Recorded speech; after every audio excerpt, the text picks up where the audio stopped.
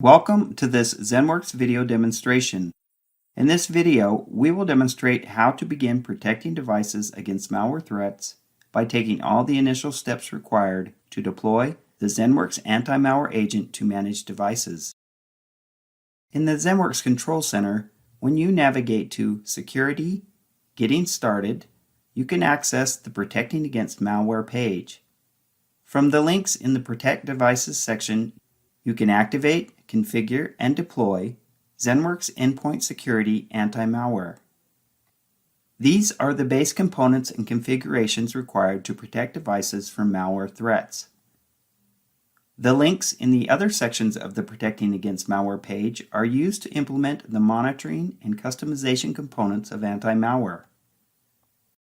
Let's now begin the configuration process.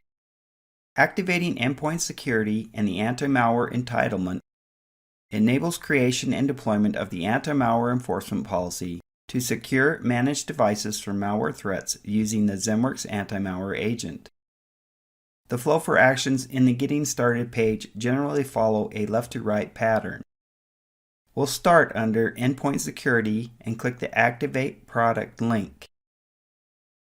As we enable Evaluate Activate Product, we could add the product license here, but for this demonstration, we'll select the Use Evaluation option.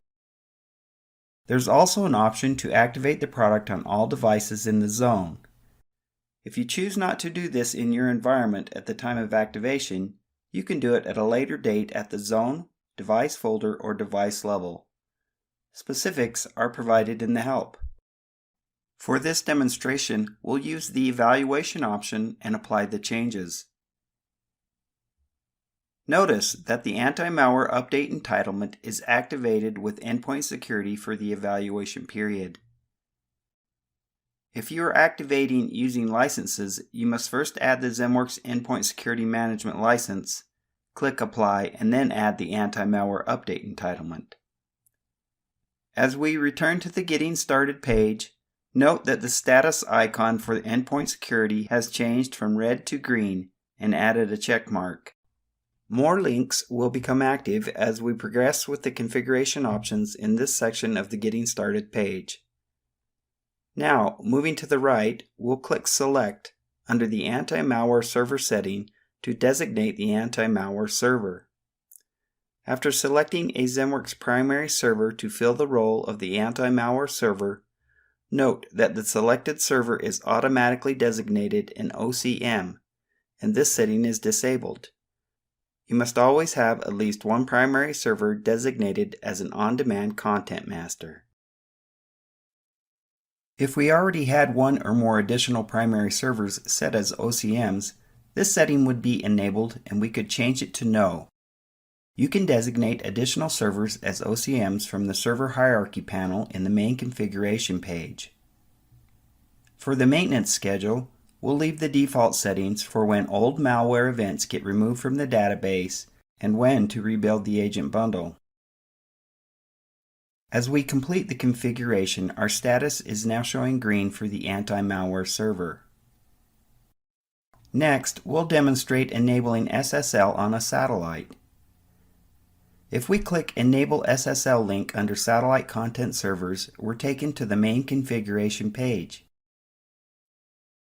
From the Server Hierarchy panel, we can add satellites and assign them content roles, assign existing satellites a content role, or verify that existing satellites that have a content role have SSL communication enabled, which is required for anti-malware content replication.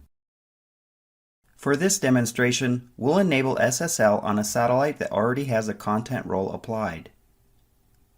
This requires expanding the parent server, selecting the satellite, and choosing Configure the Satellite Server option in the Action menu. We can see here that the content role is already configured, so we next click Configure for the content role and select the Use SSL to Transport Data Securely checkbox in the General Settings. This is only necessary for satellite devices as primary servers always use SSL. If your zone is using the internal ZENworks certificate authority, this completes the satellite configuration. If your zone is using external certificates, you need to add an SSL certificate to each satellite that has a content role before enabling SSL. Information for doing this is found in the server and satellite reference on the ZENworks documentation site. We're now ready to create the anti-malware enforcement policy, which will deploy the anti-malware agent to our zone devices. To get started, we'll click the Create Policy link for the anti-malware enforcement policy. When clicking this link, the flow of the wizard for policy creation has steps 1 through 3 pre-selected, so we click Next until we come to step 4. After naming the policy, we start configuring the policy in step 5. Several of the more granular settings when creating a new policy are preset based on the higher level settings we'll choose now in the policy wizard. After policy creation, we'll be able to see those granular settings in the Details tab and modify them if required. The default setting for this step already has on-access scanning enabled, with the normal setting configured to provide the best balance between security and performance. Aggressive provides more advanced security but may limit performance. Permissive, on the other hand, provides more basic security with reduced use of resources. We'll retain the normal setting and move to the next step. The configuration for on-demand scanning includes options for full, quick, and external device malware scans, which are all enabled by default. Contextual scans are always enabled, but you disable access to end users by modifying anti-malware agent notification settings. We'll leave these settings enabled and look at the more granular settings after policy creation. Settings for quarantine behavior determine how long to keep quarantine files, how often to submit quarantine files to the malware research lab, the option to rescan quarantine files after malware signature update to disinfect files that were not previously disinfected, copying infected files to quarantine before the disinfect action, and finally, enabling users to restore or delete files quarantined on their devices. We'll retain the default settings and move to the next step. The last step in the anti-malware enforcement policy defines which files are excluded in scans. Built-in exclusions are enabled by default and recommended. If we select this option to also apply exclusions from assigned scan exclusion policies, manage devices that have anti-malware enforced and also an exclusion policy assigned will have those custom exclusions also enforced. We can also add custom exclusions directly to the policy after policy creation. We'll click Finish in the Summary page and then go to the Details tab on the Anti-Malware Enforcement policy to show all the setting options available after policy creation. From the Details page, we can see the different types of scans that the policy enforces. Note all of the additional configuration options that are now available. For brevity's sake, we won't discuss each of these settings, but you can learn more about them by accessing the help for each tab. On-access scans occur, as the name implies, when the user accesses a file. This scanning provides real-time protection for devices, and we strongly recommend that you don't disable it. Full and quick scans occur according to the schedule set in the zone settings. External device scans occur when an external device is inserted into the managed device. Contextual scans are scans initiated by device users on folders and files in Windows Explorer when this privilege is set in the policy and enabled in the agent notification settings. The quarantine settings are the same shown in the policy wizard. Again, for more information, you can view the help.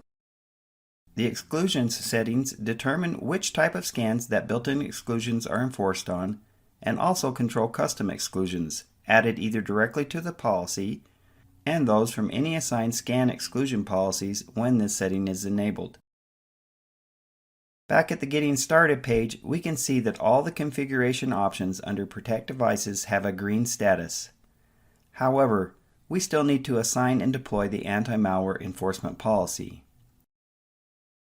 Before doing so, if desired, we could modify the default setting for when the anti-malware agent is installed on managed devices by clicking this link, which takes us to the Anti-Malware Agent Schedules page in Zone Settings.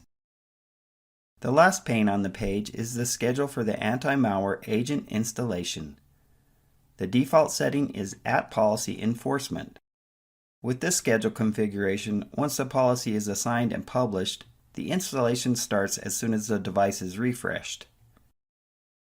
The anti-malware agent is approximately 750 megabytes, so if you have a large number of devices in your zone, this would not be a desirable schedule. A better solution would be to use the override option for this schedule at the device folder level, where you could distribute the software incrementally to avoid network disruption. Since we only have 3 devices set up for the demonstration, we'll leave the default zone schedule. To complete our base configuration requirements for device protection using anti-malware, we'll assign the anti-malware enforcement policy to devices and publish the policy. For this policy, we'll select our Austin Office Devices folder, select the anti-malware policy we just created, and enforce the policy immediately for the assigned devices. To publish the policy, we select it in the Policies page and use the Publish Policy option in the Action menu. We'll leave the default to Publish as New Version and click Finish. We'll now transition to a device that has a policy assigned. Since we selected the option to enforce the policy immediately, we can see the anti-malware enforcement policy populate in the Device Assigned Policies list on the ZENworks agent without refreshing the device. Once installed, the default user notification settings in the policy display the Endpoint Security Anti-Malware agent in the notification icons. If we double-click the icon, we can see that the agent is already active. Upon install, the agent runs a malware signature update event followed by a quick scan. Since we left the default settings enabled for the user, users can monitor scan activity and run policy-applied scans, and contextual scans from Windows Explorer via the right-click menu.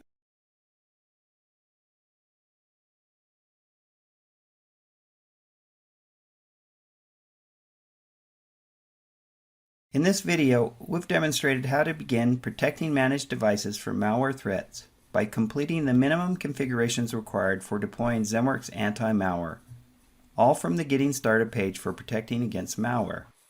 For more information about using ZENworks security products, view other Getting Started videos or see the ZENworks documentation page. Thanks for watching.